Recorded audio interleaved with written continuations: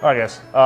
So one of the common things, we get a lot of these myths with starting at Next Edge Academy or starting martial arts in general. So just wanted to go pull Cheyenne over. Got a list of some of the myths. She had no idea about this until about 2 seconds ago, so we'll have fun with this. This is pretty normal for her today, though. But yeah, just common myths that we have in mixed martial arts, MMA, boxing, jiu-jitsu, all those things. So what's the first one? Myth number one is that people believe they need to get in shape first before they start. Yeah, I would say, like, at least in my opinion, don't worry about getting in shape. Like, I've seen guys that have run miles and miles and miles, and then they go in here and then they're absolutely tired because it's just different, right? You're going to have more anxiety going through some of this stuff, and so you're going to get tired no matter what. So even if you spend all that time to get in shape, it'd probably be better spent just coming in here and starting to train. Because, like, if you're out of shape and you need to take a break, sit off to the side, take a break, come back in when you're good to go. We'll kind of work through that way rather than just trying to feel like you need to be this elite athlete before you even start. Yeah, I think of it as it's a gym just like any other gym. So you don't get in shape before you start your New Year's resolution. You just start going to the gym. And you slowly progress it. So maybe you start with one time a week, and then you go to 2, 3, 4, whatever your goals are. Yeah, that'd be one thing as a caveat to that. I would say, like, not coming in more, like, if you haven't done anything physical for a while, like, not coming in more than like 2 or 3 times, because we do have people that, like, they're like, oh man, I love this, and then they come in 4 or 5 times that week, and then their body feels absolutely wrecked, and they're like, oh man, I should have been in better shape or whatever. Like, most of the time your body's just sore, right, for the first time, just like you would if you tried to go ham on lifting for 5 days a week, and then all of a sudden you're like, oh geez, this sucks. So that's where we have people that, like, struggle through that. What's number 2? Number 2, everyone that trains here is super tough. That's not true. We whine all the time. We're constantly crying on the mats. No, I don't think that's the case. Like, I definitely feel like the training makes you a little bit more mentally tough, but I don't think that that's a big caveat that people should feel like they worry about too much. Luckily, we have nearly 300 members here at the gym, so we've had the chance to, if somebody is not giving us kind of the right attitude that we want to have, like, we can afford to ask them to leave and create the environment that we really want to have. Before, when it's like, okay, there's 15 or 20 people training and the gym really needs the money in order to keep going. Yeah, we have to keep those people that are, like, maybe a little bit not right for the gym. I feel like we're fortunate now where we have enough members to where, like, every single one of these members, I'm happy to, play with my family or my kid, and then also train with as well. So I give everybody grief, but, like, everybody here, like I said, if I didn't feel like everybody was acceptable to the group, we wouldn't have them here. Yeah. And for the most part, this is the toughest part of people's day. So if they can get through this, then they know they can get to work and handle whatever stress they're going to have to deal with there. And aside from the coaches, I'm probably the most experienced fighter we currently have on the team, and I definitely cry the most. So you don't have to be, like, a super tough guy to get a lot out of it. If anything, it's actually just made me better capable of handling those emotions. So yeah. Number 3. I'm too old to start. Ooh, I don't agree with that. Like, it's, especially if you're, you've had a relatively, like, how do I say this? Like, if you haven't played, football all your whole life or haven't done all these things that have completely wrecked your body, I feel like you can do a lot of these things, or you've taken care of your body, let's just say that. We have folks that are in their 50s and mid-60s right now. Rob is a brown belt from us. He's 65, I think, and he's in there drilling and going with 20-year-olds all the time. And I think it's good. Like, you have those guys have that expectations, and I think Rob is very smart about who he plans to go with, and then I think everybody else is very smart in the fact that they're, like, they know that they're going with a 65-year-old guy. It's super intelligent, super capable of training, but, like, also understands his body limitations. So I think that's a a big thing. It'd be one of those that I would be upset if I had a 25-year-old guy just trying to beat the crap out of him, just as much as I guess I don't know, like if I had Rob trying to beat the crap out of some 65-year-old guy. Really, if anybody's trying to beat the crap out of each other, I'm usually pretty crabby about it. But. Yeah, and at least on the women's side, you know, we have a huge age range. We have a couple moms that are like pushing 50, and then we have a few girls that are like early 20s. And despite the age discrepancy, like we've all become really good friends. Yeah. And so now not only are we training partners, but like, you know, the younger ones are asking the older ones, like, I have this job interview, what should I do about this? Or just becoming mentors as well. So I think it's important that we have the age differences. Yeah, I love the age discrepancy. Sometimes it's fun because now at least some of those guys get my jokes. Yeah. I don't know. All right, number 4, I'll get hurt right away. We touched on this with myth number 1 a little bit, but I feel like as long as you come into it and don't try to dive into the deep end too quickly, I feel like your chances are going to be pretty good. Tap early, tapped often, especially if you're doing jiu-jitsu side of things. The boxing side, you're going to be hitting mitts for the most part. You're not going to be doing any sparring unless that's something that you choose to do. So the risk is pretty low there. But then just being, you know, a little bit kind to your body. I know that I'm the last person to do warm-ups and things like that, but making sure that we try to treat, like after you're doing a lot of that, making sure that we, you know, kind of treat our body properly and try to rebuild from some of that. Because usually this stuff comes off of overexertion from, at least in my opinion, of like overexertion from like myself if I get injured, rather than somebody actually injuring me. Mm-hmm. So. And at least with like my women's MMA class, even when we're going live, I always tell them, like, you know, use your words, talk to your partner. If you only want to go live at 60% versus their 100%, like just communicate that, and everyone's pretty respectful. So it's easy to still get a little bit of a workout in without going ham and getting hurt. Yeah, for sure. And that, like, for those people that want to do that, like, you're going to be able to find your group of the few people that want to do that, and you're going to find really quickly the folks that aren't too, or that go maybe a little bit too hard for you. And that's fine if you don't ever want to go with that, folks. Whenever I say, okay, grab a new partner, there's a number of folks that don't grab new partners. And I'm okay with this because I understand that, like, maybe they don't feel comfortable with going with that other person. So everybody in here, if that happens, I don't think it's new to anybody where they're like, okay, this is, oh, that person hates me. No, they just don't. Like, your guys' energies aren't matching on that particular day, so be it. Maybe the next day they will. Mm-hmm. Next one. Myth number 5, I don't know anything, so I'll look stupid. That's another common one where it's like, and it's funny because we have such a goofball group in here that I don't think anybody's going to care like what you look like. I consider, like Lee talks about this too, that like I'm a pretty slow learner as far as things. Like even after winning the worlds at purple belt, I would go to gyms at brown belt and drill, and everybody would be like, man, are you sure that you're a brown belt? And then I get to grapple, and then they're like, oh man, you're like really good at this. Some people are just terrible at the drilling side of things, and it takes people a little bit longer. It's always amazing to me that, like, it's, you know, nice that we have a bunch of coaches in here, because I can say something 175 times to you and you don't get it, and then the one time somebody says it just a little bit different or some other way that clicks in your brain, boom, you get it, and then we go on from there, which is good that we have that diversity of coaches to where, like, if somebody's not getting it, maybe they can explain it another way, and so then they get better from it. Yeah. You know, as somebody who started with literally zero background in martial arts, I feel like I am also a slow learner when it comes to like new movement patterns, new techniques, stuff like that, but I've just continued to show up and rep the same things, and eventually they do just sink in.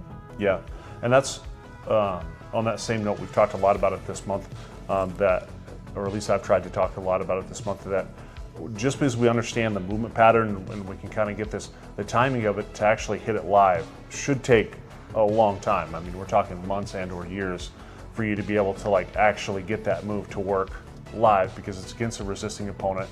You're still just trying to figure it out. Like, you've got like the gross motor skill of like, okay, I do this, this, and this should make sense after a while, but then like the timing is going to take forever, because now we have to have a little bit of a setup, and then we have to have the timing right, and everything just kind of has to line up perfectly in order for that to work. So be kind to yourself that's going to take a long time for you to figure out. All right, next one. I need to be aggressive or violent? No, I feel like most of our folks in here, like, and it's a pretty old adage. I feel like, you know, again, Ian, Lee, and I, like, when we first started 25 plus years ago, I feel like it was this age of like, we're just going to beat the crap out of each other and you know, see who rises to the top kind of situation. That's changed a lot over the years, both with like making sure that we, you know, don't end up with CTE and have these brain injuries and things like that. But also just understanding that, like, if I get to that level of anxiety in my training, then I'm actually not learning. Like, the cortisol just is completely flooding my brain, and so then I'm not able to learn at that point either. So I think we've done a really good job, and really the sport as a whole has done a good job of like, hey, let's actually, you know, kind of smooth this out. Let's dial back the aggression by about 100% and then really try to figure a lot of this stuff out. Sure, when you get out there and compete, there's still going to be some of that aggression, but in here, training, like I said, this is kind of the wrong time for that aggression. Yeah, I would say, you know, like, obviously if you're going to be a competitive athlete in any of the combat sports, you're going to have to be able to flip that switch with the aggression. But I personally feel like training actually kind of flip-flops that, where it almost teaches you to not be aggressive. It teaches you how to control your ego, how to be patient, how to think under pressure, things like that. Keep your cool when things are getting hot, type of thing. So I feel like it helps people alleviate that aggression versus throwing it out into the real world. Yeah, I would agree. And like I said, you end up, we have so many folks that, because that's no longer there, then start to have like other aspects of, like, you know, I don't know. Don't be surprised if, like, all of a sudden you go from being the super aggro person to then all of a sudden, like, I'm going to start baking. You know, it just happens. I don't know why. It's like a gardener and a warrior kind of situation. Next one is, it's only for people who want to compete or fight. Okay, so like I would say she was just going over competition numbers today. So I don't know what, probably 20, maybe 30 competitors in there total. Yeah. Between like MMA, mixed martial art, or so I keep saying MMA and mixed martial arts, but same thing. Muay Thai, boxing, Jiu-Jitsu, all those. So the rest of the 200 and some people that we have are just everyday folks that like want to come in and have a community and train with people and have fun and give some crap to somebody and get it back and just really kind of get some physical activity without having to get on a treadmill, I guess. Yeah, and I would say some of my best training partners don't have any desire to compete outside of our mats. Yeah, most of your training partners. Yeah, and you know, there's a few that definitely do, and I do my harder sessions with them maybe, but for the most part, I feel like I get most of my technical stuff with people that will never step foot on a competition mat. And that kills me too, because we have a number of people, I give them crap all the time where I was like, man, you should really compete. And they're like, nah. And I'm like, but you would do really well. And they're like, no, I just don't care. So it kills me a little bit. You know, you guys know who you are. Myth number 8, I'm not flexible enough. No, I'm not flexible either. A lot of the stuff doesn't require, like, if you have some flexibility, it's great. Like Brett does a really good, man, that kid is like super flexible, D1 wrestler. But like, for the most part, I wouldn't say that we have, and then Regan in here too. Regan, ridiculously flexible too, but it's like, we don't have a ton of folks in here that are super flexible. I feel like everybody, if anything, we're like, anytime we have to go use a little bit of flexibility, we're all complaining about it. So like, yeah, definitely don't have to be flexible. Yeah, I think it more so is angles and kind of like physics, I guess, of like figuring out how to just situate your body to get to a position and using levers and stuff versus trying to like weave your limb into an awkward position. Yeah, that's 100%. I think sometimes people, when they look at it from kind of an untrained eye, they're like, oh my gosh, that person has to be super flexible. And then you're like, wait a minute, actually they're just like, their hips are off here. So, you know, sometimes you get into those weird like Kimura positions where they're like, oh my gosh, this is gross. And you're like, well, actually it's just like this, but it looks worse when somebody has it. So next one. Next one is, I'll be the only beginner. Yeah. won't be the only beginner. We have like I said, with the beginner course, usually there's a couple people in there. It's both, that's the nice part about that is like we have a small group of people. There'll be 2 or 3 people usually in that group with that coach. So it works out very well that way. But everybody in here, I think, definitely remembers kind of walking in and being that first person and feeling awkward and not knowing what to do. So I feel like they're usually pretty good about helping the newer person out and saying, okay, I know you have no idea what you're doing. You're probably a little bit nervous or freaked out. So this is what you do. Yeah, I know when I started, like the first 2 weeks, I would sit in my car until the last possible second before coming in because I was so nervous. But then once I made a couple friends in here, like it got so much easier. So just diving in kind of is the only way to do it. And yeah, there's people in here that are going to take care of you and welcome you in. I know Regan and I were talking. She said the only reason she stuck around is because I was a girl the first day she took a class, and she was like, I didn't think there would be any other girls. Yeah, it's interesting to see like the number of folks that we like from all walks of life that we've had in here. So chances are like you're going to find somebody that you can kind of be friends with and start a relationship pretty early. Because like I said, that's helpful. The number of times that people have been like, yeah, I was going to go in, but I was super nervous. And like just getting over that hump, I think is one of the biggest hurdles. So yeah. Number 10, I won't fit in. Yeah, I think that goes along the same lines. We have, like I said, almost 300 members, and it's one of those that like we have, cardiologists, we have plumbers, we have computer security guys, we have app developers, we have everything. And so there's not like, I can't really say it's like, oh yeah, we have all of our guys wrestled in high school and all of our guys played football and all, no, like we have every side of the coin on that, and then on the female side too. Like there's been a number of times that Lydia Freeman, who used to train with us for a long time, she came in her 50s, and I was like, just a small little lady, and I was like, there is no way that this lady is going to keep coming in. She kept coming in and kept coming in and coming in and coming in, and so like, and got her blue belt and kept going on from there. And so it's just always surprises me where I can't claim and be like, well, that person's never coming back, because it's surprising to me. Yeah, I would say I feel, for the most part, when I was a kid, I was definitely an outcast. I was a very weird child, and I feel like I found my people here. Yeah. So, next one, I'm not coordinated enough. Yeah, coordination, like that one's tough. Like obviously, if you can come in with some coordination, it's great. Like I feel like we work a lot, especially on the boxing side. Ian does a lot of the coordination drills and helps out with that. We don't do as much on the jiu-jitsu side, I feel like, but it just kind of comes inherently where it's like, okay, we have to move this and this. Coordination definitely comes. I've only had it to where there's been a couple people that I can think of where I was like, man, it's a struggle to get the coordination there, but still, like, we're able to do very well in boxing and jiu-jitsu. I think all of them too, like, competed. It's just a struggle on the coordination side, but really not much of I don't think that's much of an issue.